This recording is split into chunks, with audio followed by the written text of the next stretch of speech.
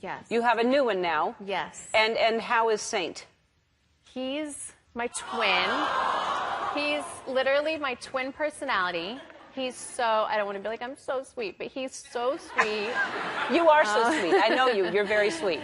And he's just like such a good boy, like such a good person. He is. He doesn't cry or fuss or anything? No, he's so, I mean, like North just beats him up all day long, and doesn't cry. In what way does she beat him up? She's just awful. It's like, she is so jealous, and I thought it was a phase. It's not going away.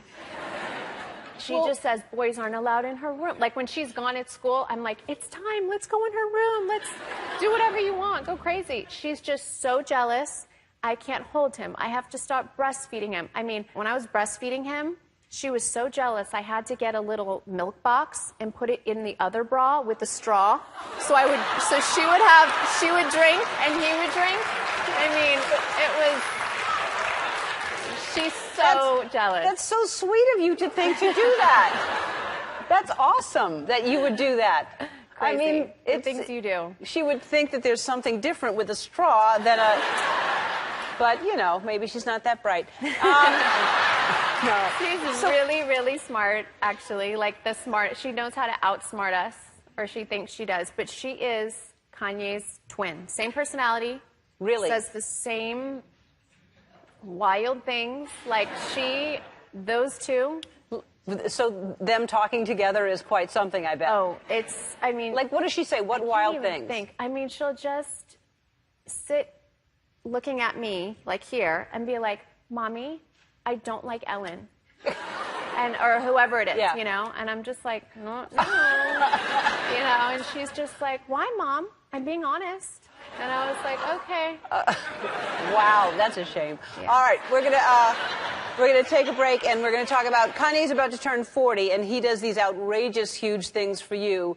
You've got to feel pressure, so we need to figure something out for him. We'll be back. All right, let's talk about Kanye's turning 40, and what are you going to do? I have no idea. It's this summer, right? It's this summer. He's turning 40, and he does the most amazing, romantic, over-the-top, crazy, wild things that you would never even imagine for me. So the pressure is so on. I think I have an idea, but I don't really want to say. Well, you can't. I can't. But it better be big, though. But it's you know, I think I still want it to be like intimate, maybe still small, not too crazy, not too overwhelming just yet. I'm going to say that's a bad idea. He's going to want something big. He's going to want something like, you know. Any ideas? You could have the whole family and him on the show, and we give you the entire hour to honor him on our show for the entire hour. Okay. I got to think of He can play music. He can play music. He can talk about, you know, whatever he wants. He and North can sit and have a conversation. All right, we have to talk about these lip. What are they? Liquid lipsticks. Yes. And they are from Kylie and yourself, right? Yes, Kylie has her Kylie Cosmetics. She's such a boss. It's so amazing to see. And I collaborated with her. And she does all these different colors. I know Chloe did a collaboration with her and did, you know, the bolder, brighter colors that she did. I only wear nudes. Let me see which nude this is. Which one is this? Kiki? Let's see. No, this one is, Kiki. Oh, see? I knew. Yes! Amazing. It's like a pinkier nude. It's sold out in just minutes, so we're restocking this Friday. Well, now with this, blend. You better order more, because now I'm selling it like crazy.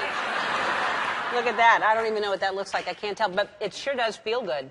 It's like a velvety, creamy. Kylie, her lip kits are really matte, so this is a little more creamy. I love this, and congratulations. That's amazing. Thank you. You can get Kim's new collection at KylieCosmetics.com, and thank you so much for being here. I loved having you here. Thank you for having me. Talking about the family and Caitlyn during the break. My heart breaks for my mom, you know, because I feel like she's been through so much, and there's, you know, she's promoting this book, and she's saying all these things, and it's just, I don't think it's necessary. You know, and I just feel like it's unfair. Things aren't truthful. That Caitlyn is not being honest. No, not with certain things about my mom and, you know, or other things. I mean, I feel like it's taken her a really long time to be honest with herself. So I don't expect her to be honest, you know, about my mom now. But it's just so hurtful. Like, I wish her all the success in the world, but not at our expense. Does anyone in the family have a relationship with her right now? Yeah, I mean, Kendall and Kylie, that's their dad, you know? And I think my mom's been so respectful for so long and always wanting Caitlyn around and always wanting to have a great relationship with Caitlyn. But I think, you know, for the Kardashians, which she doesn't like to say that word because, you know, or she said that in her book on Diane's story. She purposely never said our name. But you were so accepting, and you were the one who was trying to get everybody in the family to understand it. And now you don't have a relationship at all with her. I haven't talked to her in a couple weeks, and I'll always love her. That was my stepdad for so many years. She taught me about character and so much growing up. And I just feel like I don't respect the character that she's showing now.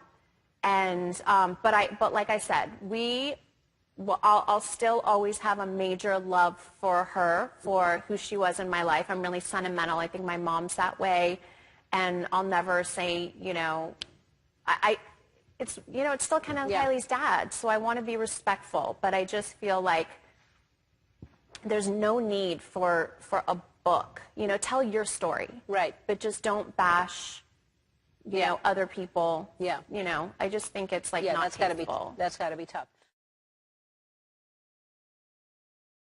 Hey, I want to talk to you about the Paris incident, because I know you did an episode on the show about it, and I haven't spoken to you since then. I've had your family members on, but I think that I don't know that everybody understands how horrific that experience must have been for you. Yeah, I mean, I know this sounds crazy, but I know that was meant to happen to me. I like don't want to start crying, but like, I feel like that was so meant to happen to me. Like, I'm such a different person. And like, just don't want to start crying anymore. But yeah, you can cry. It was meant to happen to me. Like, the things, I really feel like things happen in your life to teach you things. And this was like, I'm just,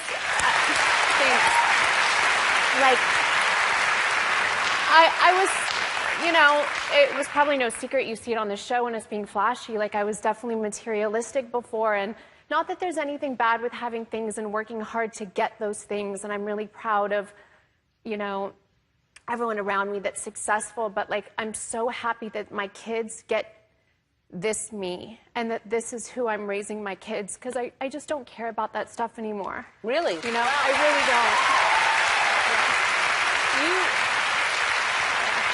And I mean, you know, like I said, everyone gets so excited. Yeah, you know, when they get things or you know, of course, when you get engaged, you're going to show off your ring. You know, people, if they get a new car, I don't care what kind it is, you get so proud and you get so happy and you show that off on social media. But it's not worth it. Like, I don't care about that stuff. I don't care to show off like the way that I used to, even though there's nothing truly, like, it's okay if you're proud of that, you know, and you work so hard and you get something.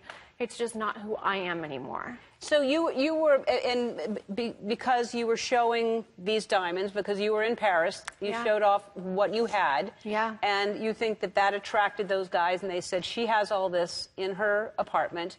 Yeah. And I'm trying to understand. So, because I can't imagine you were alone. Yeah. And it's, what time is this? It was about almost like 2:30 in the morning. But what was crazy is meeting with my attorneys and knowing the information that I know now. They had been following me for 2 years. And they had been hearing interviews that I did, getting excited about this jewelry or this jewelry and saying that it's, you know, real. And it's not to say that I'll never wear jewelry again or anything like that. I truly don't know if I'd ever feel comfortable. I truly don't know if I'd ever wear real jewelry again. You know, just my whole life has changed as far as like how I travel and what, you know, security. I never thought that I needed security staying outside my door, even though I had a lot of jewelry. And if you think about it, yeah, I should have had a security guard outside my door 24/7 when I'm traveling, and I didn't. Now I have several, you know, just for me to be able to sleep at night. But how did they get in the door was locked, right? Yes, the door was locked. I didn't answer the door. They held a gun up to the concierge that was downstairs and said, let us up to, where's the rapper's wife? And How dare them not know your name? And, yeah. All right, so let us up to the rapper's wife. Yeah, they let him up to the room, and he opened the door for them. Handcuffed, but opened the door. So he must have called the police right away once, or did they probably held on to him so he wouldn't call the police? They had, like, handcuffed him and tied him up in the stairwell so he couldn't. So, so when they left, I... Were you awake or were you asleep? I was just about to fall asleep, but I was awake. So you heard people in there. I heard people running up the stairs, and I thought it was my sister and my friend drunk coming home.